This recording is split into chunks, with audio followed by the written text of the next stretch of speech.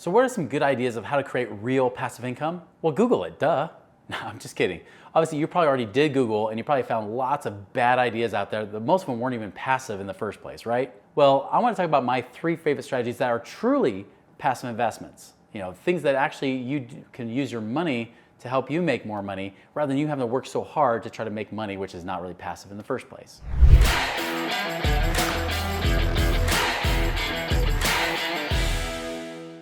Okay, for those of you that did Google it, you probably got a lot of ideas, everything from online businesses. You probably even saw some things in the real estate game that really, if you look deeper into it, it's not passive at all. So be careful when you're Googling what you find out. Sometimes people even talk about dividends from stocks, which is an option, but the truth is they really just don't pay that much money. And so I want you to really look at what is truly passive and really how do I want it to look for me. Now, if you're willing to actually work and put some labor into it, there are some amazing businesses you could be doing. I know a lot of my friends that do wholesale real estate, right? Where they actually become almost like a real estate agent in some ways. They become the middleman to help create a win-win between buyers and sellers, and they get profits off that. You could actually go in and start a franchise, for example. And there are franchises that if you put enough money into them, you can actually be a little bit more hands-off. You might be working maybe 20 hours a week up front in the beginning, but maybe you'll back off to 5 or 10 hours a week thereafter.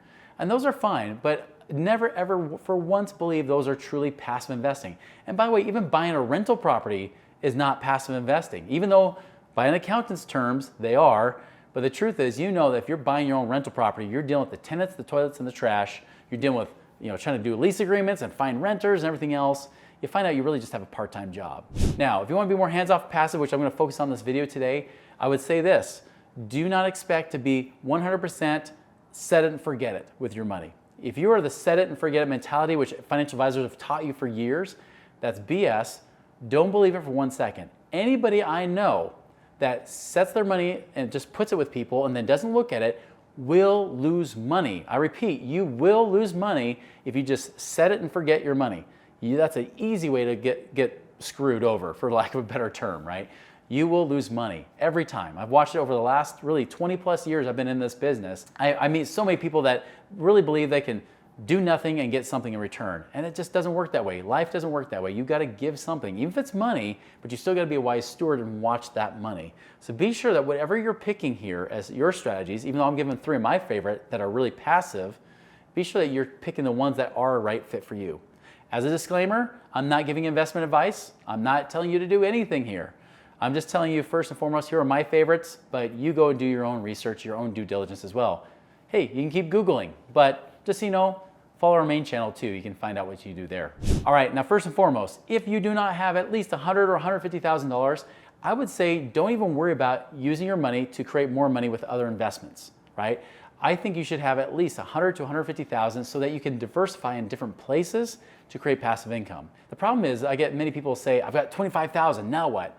I'll say, well, there's a few funds out there you can put your money in. You could even possibly put a down payment on a property, but you're putting all your money on one, really you're betting on one horse, right? And I don't believe in high risk creates high returns. And I do believe in taking lower risks so that you get your money back. But if you only have one investment, you're gambling all that one thing. What if something goes wrong? Which at some point in your investing life, it will happen. You will eventually lose money. That will always happen at some point. We want to minimize that. And so I like to diversify a little bit into different investments. This is my own personal rule. So you choose what you want to do, but I would definitely recommend having at least $100,000 or $150,000 in the bank. Now, if you've got less than that, people will say, yeah, but how do I just do better than a savings account? I got to do something with my money, and you can. Now, this is where we talk about infinite banking. You can follow our channel here with Money Ripple's channel. We got plenty of videos on infinite banking that you should go down that rabbit hole and learn more about. That is a great way to not only build up your money and have it grow tax-free, but you can actually use it with your investing down the road where you can get your money to pay you twice. So a great strategy to use, great way to diversify your savings while you're trying to build it up. So be sure to check out those videos too. So here's my advice for you right now. If you're contributing to a 401k or other retirement plans or things like that where you're trying to set it forever, those are great if your goal is to retire in your 60s or 70s. If you're looking to retire now, and this is probably why you're Googling or researching passive income right now, if you're looking for that, I would recommend stop contributing to those plans. When I get people that say, oh, I want to retire at 50 years old, Well, then why would you put in a retirement plan that won't let you touch it without penalties for 10 years later, right? That makes no sense. The vehicle has to match the destination you're trying to get to. That is the wrong vehicle. That's like trying to drive your car across the Atlantic Ocean, hoping to get to France, and then you just drown on the way, right? That's the wrong vehicle for the wrong place. If you're looking for passive income, true passive income, things like what we talk about with real estate investing and whatnot, awesome. You can do that, but don't throw all your money away into these retirement plans that just because people are doing it, just because everybody's telling you to do it, don't throw your money into those things. By the way, just so you know, only about 99% of 401ks aren't even that successful right now. In fact, only about 1.8% of people have at least $1 million they've saved up over the years in a 401k. Even though they've been saving, they haven't returned that much money. And of that 1.8%, over a third of them think it'll take a miracle to be able to retire. So even they don't have hope. So why would we keep putting our money in some place that's already been proven not to work, right? So here are my 3 favorite things that I like to do. All right, number 1 are rentals. Now again, I don't like to buy the rental in my backyard. I don't even like to have to find the property. I like to hire turnkey companies, turnkey real estate. Turnkey companies actually help you find the properties. They even help you know how much money you'll make before you even buy it. So I know how much profit I'll have if I decide to buy the property. That's awesome. And then on top of that, they even help property manage it for you. So you don't have to be the property manager. You don't even have to find your own property manager.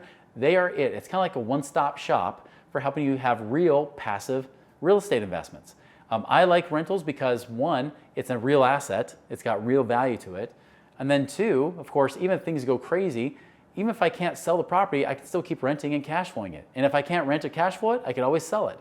I actually did that recently with a couple properties in Alabama where the property manager was actually doing a pretty bad job. And now we could have caught it if we didn't ignore it for a few months, but we took our eye off the prize, we took our eye off the ball there.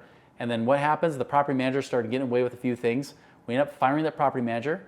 Fortunately, we were able to sell the properties. Although we only made half the cash flow we expected, which was still decent, the great thing is we sold those properties and still in total made about a 40 to 50% rate of return on our money in just less than 3 years. Again, there's no guarantees. I'm not giving recommendations here, right, or making any promises. I was pretty pleased where that was a bad investment, at least a bad property manager, and it turned out to still be a good thing.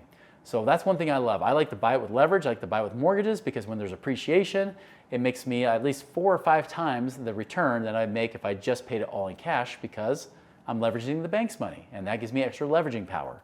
So rentals are a great way to go, especially if they're turnkey rentals. I also like syndications. Although syndications lately have been kicked in the teeth quite a bit, especially if you're looking at apartment buildings, self-storage units, things like that, those things can be a little bit risky. But syndications are great because you can pool your money with other investors and then buy a big project. Lately, the more syndications I've done have been like in the oil and gas space because oil prices are starting to come back up. So I've been riding that wave a little bit while still getting paid royalties off the drilling. And I don't do the whole speculative, working interest, drilling type stuff where they don't know if there's oil or not. I don't do that. I go to places where there's actually already been oil discovered. They just need money for wells. And so that's what I invest in that way. So those are great opportunities where you can actually buy the land and the wells and actually get paid the royalties on the profits and everything else that comes through. So syndications can be a great way to pool your money with other investors to tackle a bigger project. And then the last one that I love are partnerships. Partnerships can be great because this can be simple as lending your money to an investor where you are actually the owner on the deal like you are a bank. Just like a bank has their mortgage and they're on title with you, and until you pay them back, they could take the property from you if you stop paying them.